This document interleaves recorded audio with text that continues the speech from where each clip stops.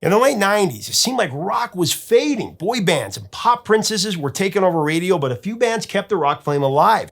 Up next, the frontman from a San Francisco band that ignited radio in 97, 98, and beyond tells the story of one of the defining songs of that era on Professor of Rock. Hey music junkies, Professor of Rock, always here to celebrate the greatest artists and the greatest songs of all time. If you love the music of the rock and roll era, 50s, 60s, 70s, 80s, and 90s, you're going to love this channel where we get the stories of the songs directly from the artists who created them. Subscribe below right now to be a part of our daily honor roll of this time, and take a look at our Patreon for even more videos and to support our mission. Over a 7-year period from the late 80s to the mid-90s, popular music changed almost daily, it seemed like. And once powerful genres and artists could be extinct within just a short time. Radio formats changed and the labels stopped taking chances, really. The end of the rock era was coming into view. One second you had bands like Guns N' Roses, Motley Crue, Warrant, Skid Row. They were all on the mainstream charts, on the pop charts. And the next minute, the term grunge was coined for the music coming out of Seattle. Bands like Nirvana and Soundgarden were all the rage. There was the rise of hip-hop. Well, if it's good enough to get broke off a proper chunk, I take a small piece of some of that funky stuff.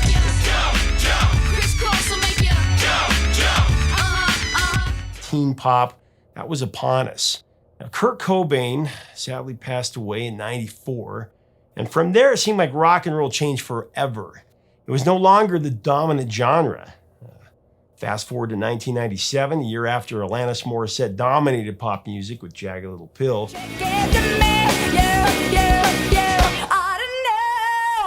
Radio was all over the place. At the top of the charts, you had Jewel,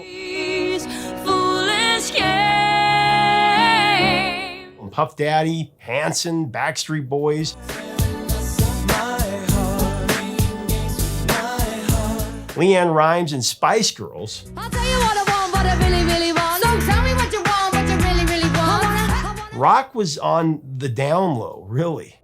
Enter Third Eye Blind, a band that had formed in San Francisco in 1993, and they signed this major label deal with Elektra Records in '96.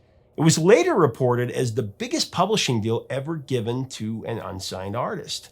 Now, at that time, Third Eye Blind consisted of singer and rhythm guitarist Stephan Jenkins, lead guitarist Kevin Cadigan, Arian Salazar on bass guitar, and Brad Hargreaves on drums. The band released their self-titled debut album in 1997. I believe it was in March of '97. The album was produced by Stephan Jenkins and Eric Valentine. Of course, Valentine, great producer. He'd go on to produce Queens of the Stone Age, Good Charlotte, Smash Mouth, the All-American Rejects, Taking Back Sunday, just to name a few. It was one of the most complete albums of its time, Third Eye Blind's debut. Every song is really good. It was very focused. The first single put the band on the map for good, really. Semi-Charmed Life was fresh and engaging in a sea of like pop. To get me through this semi-charmed kind of life. Semi-Charmed Life went to number 4 on the Billboard Hot 100, of course with this catchy and brilliant doot doot doot sing-along hook. Not many people would realize that the song is actually about crystal meth addiction. Stephan Jenkins once related that the song is about, quote him, the feeling that your life is always about to change and never reliable. Great quote. Actually, the song's doot doot doot refrain was inspired by Walk on the Wild Side by Lou Reed.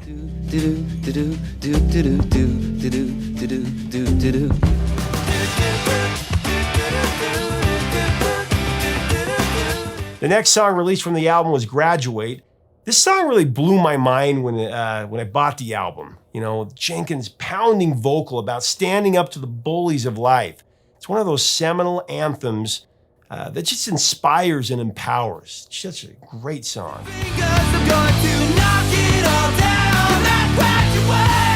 Then the band released a ballad, How's It Gonna Be, about the heartbreak of the ending of a meaningful relationship. The song became the band's second top 10 hit on the Billboard Hot 100. It went to number 9. I wonder how The fourth single from the album was Losing a Whole Year. Man, just a brutally sincere, heart-wrenching song. Again, lamenting the end of a relationship, but certainly not as underplayed as How's It Gonna Be.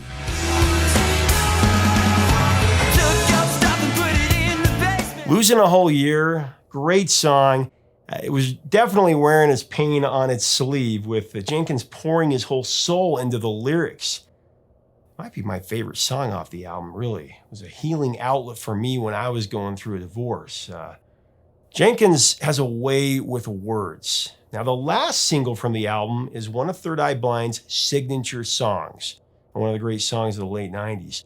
Jumper is another emotional wunderkind from Stephan Jenkins. It was a massive hit after it was released in the late summer of '98, going to number 5 on the charts.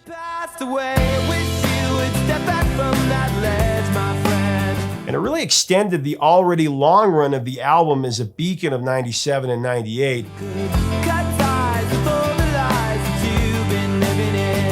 Third Eye Blind's debut album has gone 6 times platinum, maybe even 7 since its release, and it continues to hold up today as one of the best albums of the late 90s. And Third Eye Blind still going strong. You know, Jumper has an incredible story behind it. You're going to want to see this. Stephan Jenkins told me about the song's inspiration and also some of the musical elements of it.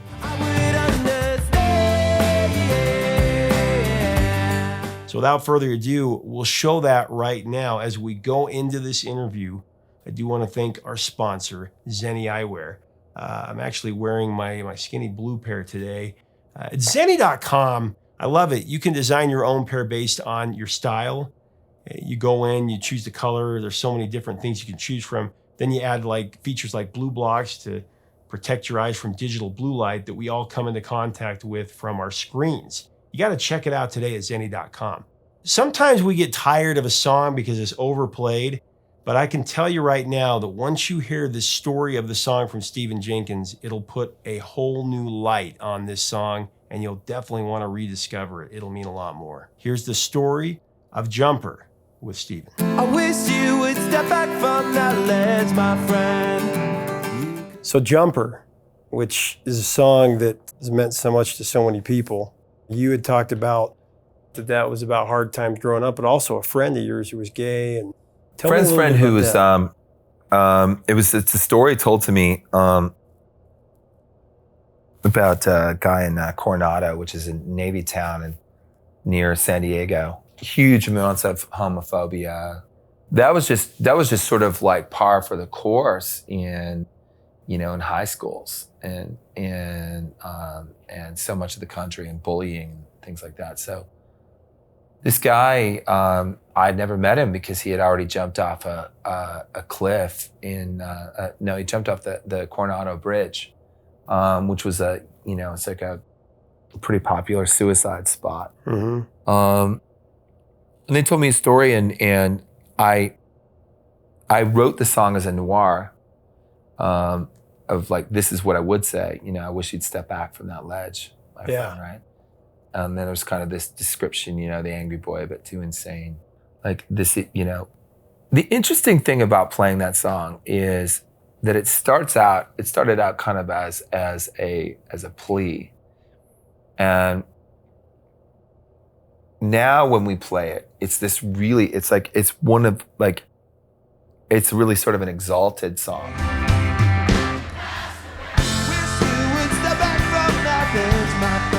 It's now almost like a victory song, because I think in the space from when it was written to now, it's totally different. And I've got gay cousins who have been like just pummeled by homophobia, who now have this like inclusion in the fabric of their communities and societies, that live entirely different lives than were happening even then. I think the broader message of this song is I think that people like to get together in groups or in their car in like a radio. I think they like to turn that up, and I think that they like to sing "I Would Understand." I think that there's a desire, a deep desire in people that I tripped over. I just stumbled on. Well, face down the demons, put the past away. I mean, those are Yeah. things that everybody has felt. Yeah, They're and alone. just to say, like, this, to say I understand is there is a release in that is that people find necessary and valuable, that they want to be reminded of. I would understand. And that's why that song is alive. It isn't a it's not a relic. It's still a living song. It's interesting because this album, to me, I listened to it a lot every year since it came out. It feels as personal, as raw today as it did when I listened to it, and I know that a lot of people feel that way. Thank you for sharing you. that, by the way. That was great. On a lighter note, though, on Jumper, you probably got a kick out of when Fallon and Timberlake did it. I think you're talking about Jumper from Third Eye Blind. Loved it. Wasn't that hilarious? I know. I would understand. Really like that a lot. That just shows how, Yeah, no, Justin Timberlake, like, he's always kind of playing that song. Like, we're going to run into each other one of these days. Yeah. No, I thought it was really funny. Like, I remember when we were writing it and, like, Brad was playing this, he was playing this kind of as a joke. He's like,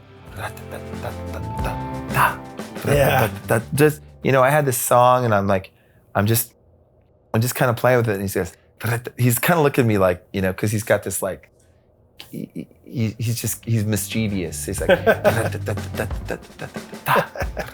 was like, that sounds really good. I think you should do that. So that's how that became the end of the song. Hey, thanks so much for watching. Leave us a comment about Stephan Jenkins, Third Eye Blind, and Jumper. What are your thoughts on the song and your memories from it and their sensational debut record? Leave us a comment about that. We do invite you to subscribe below if you like our content, be a part of this community, and get insider access. Join us on Patreon. Click the link in the description. Help us keep the music alive. Until next time, 3 chords and the truth, my friends.